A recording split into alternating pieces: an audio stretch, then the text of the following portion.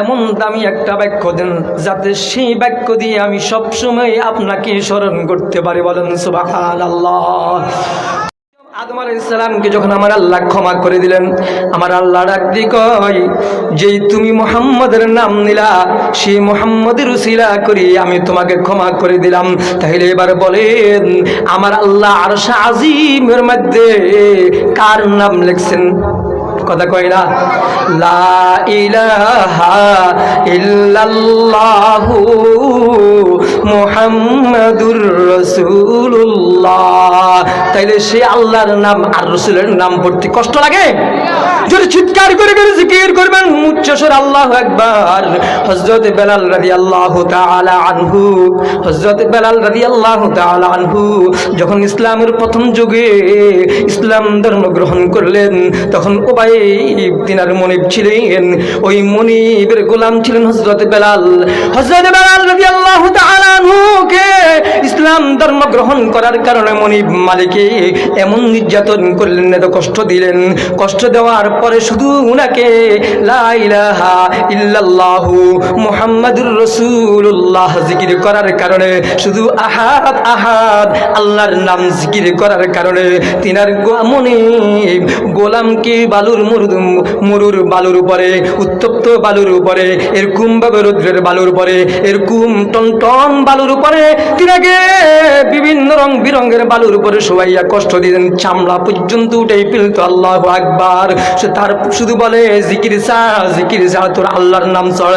বেলাল ছাড়ে না, না না, এটার ভিতরে এমন মজা, পৃথিবীর কোনো কিছুর ভিতরে এত মজা পাওয়া যায় না। বলেন সুবহানাল্লাহ। বেলাল শুনে না, বেলাল বলে না না, আমার প্রভুর নাম জবাতে এত মজা, পৃথিবীর কোনো কিছুর ভিতরে এত মজা নাই। বলেন সুবহানাল্লাহ। বেলালকে নির্যাতন করে, বেলাল আল্লাহর জিকির ছাড়ে না।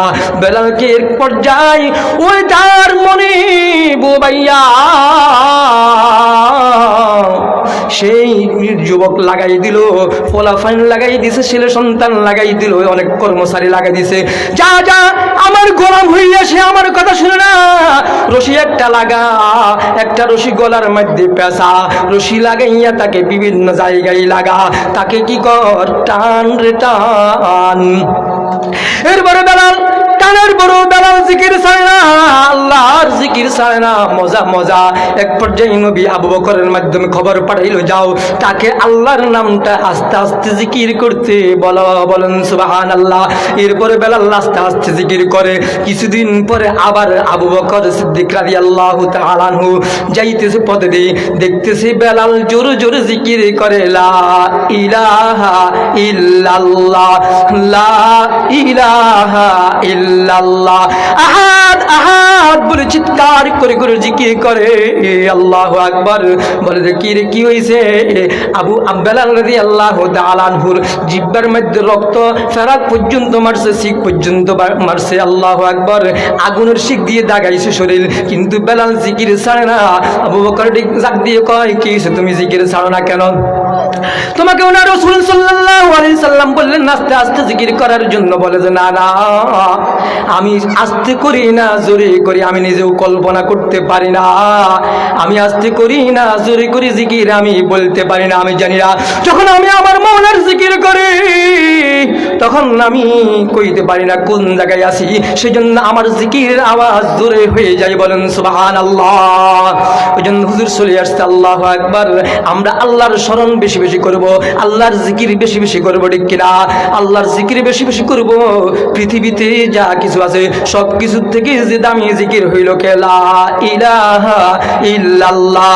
আমরা পৃথিবীর সব কিছুই ছাড়তে পারি, কিন্তু আল্লাহর জিকির ছাড়তে পারি না, ঠিক কিনা?